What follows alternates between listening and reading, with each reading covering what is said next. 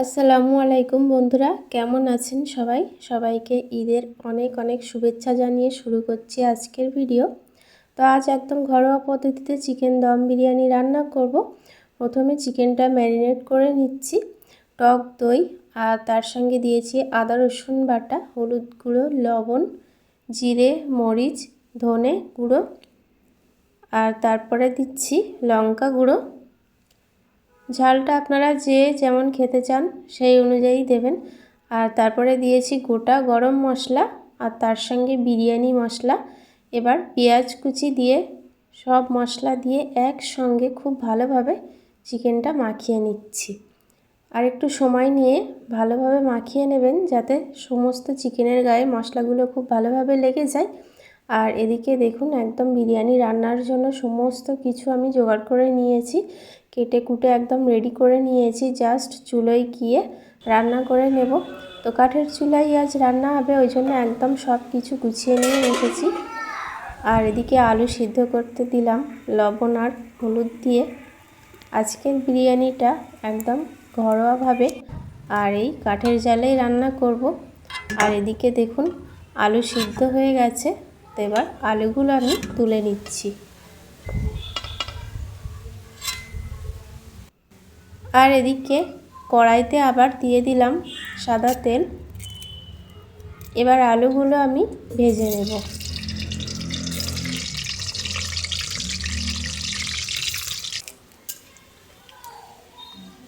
এক পিঠ ভাজা হয়ে গেছে, এবার উল্টিয়ে আর এক পিঠ ভেজে নেব।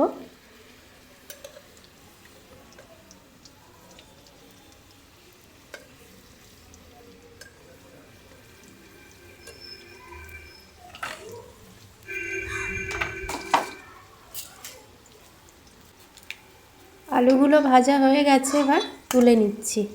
সব আলুগুলো একইভাবে ভেজে নেব। আর কাঠের জালে রান্না অনেক তাড়াতাড়ি হয়ে যায়।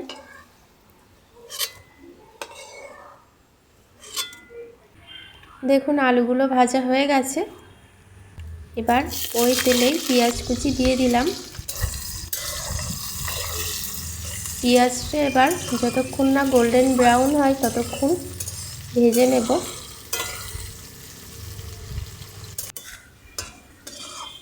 পেঁয়াজ ভাজা হয়ে গেছে,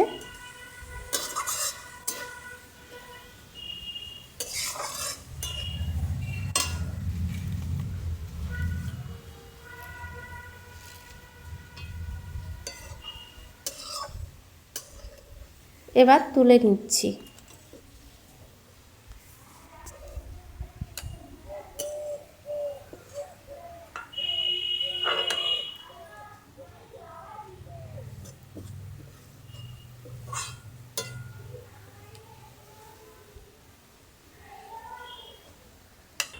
কড়াইতে আরেকটু তেল দিচ্ছি। এবার ম্যারিনেট করা মাংসগুলো দিচ্ছি।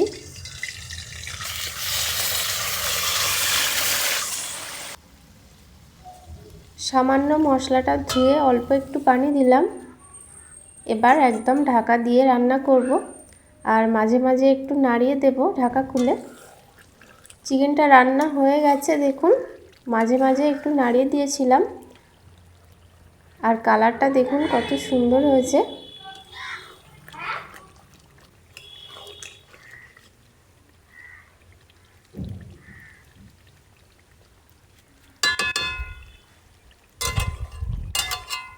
এবার নামিয়ে নেব।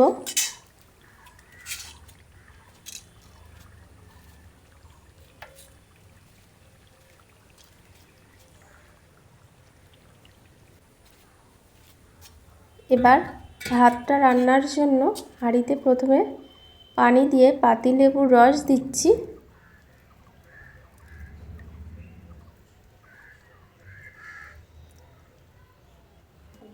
এরপরে দিচ্ছি গোটা গরম মশলা, এলাচ, লবঙ্গ, দারচিনি আর তার সঙ্গে দিলাম লবণ। পানিটা ফুটে এসেছে, তো এবার চাল দিচ্ছি।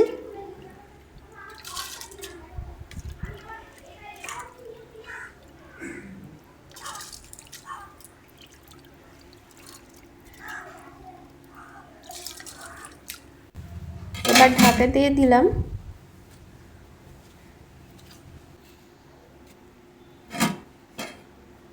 ভাতটা বেশ কিছুক্ষণ ফুটিয়ে নিয়েছি।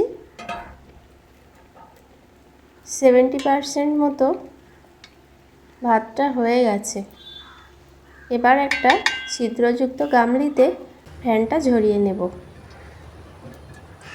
আর ভাতের ফ্যানটা ঝরিয়ে নিয়ে আবারও চলে আসলাম। এবার ভাতটা একটু সাজিয়ে নেব। তো হাঁড়ির একদম নিচে ঘি দিয়েছি, আর তারপরে এবার অর্ধেকটা ভাত দেব।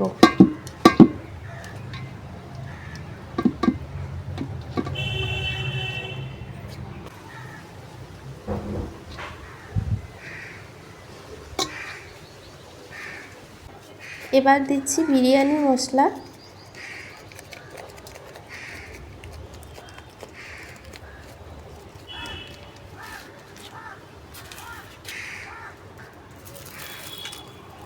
পেঁয়াজের বেরেস্তা দিচ্ছি।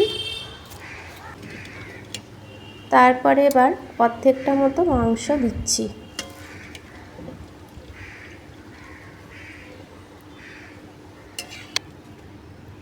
তারপরে একটা দুধের মিশ্রণ বানিয়ে নিয়েছিলাম, কেওড়া জল, গোলাপ জল আর মিঠা আতর দিয়ে সেটা দিয়েছি। এবার বাকি যে ভাতগুলো আছে সে ভাতগুলো দিয়ে দিলাম। এরপরে আবারও বিরিয়ানি মশলা দিচ্ছি। তারপরে আবারও বাকি যে বেরেস্তা ছিল সেগুলো দিলাম। এবার চিকেনগুলো সব উপরে দিয়ে দেব। মাঝখানে আমি আলু দিইনি, আপনারা আলুটা দিয়ে দেবেন মাংসের সঙ্গে। মাংসগুলো সব দিয়ে দিয়েছি, আর তার সঙ্গে এবারে আলুগুলো দিয়ে দিলাম।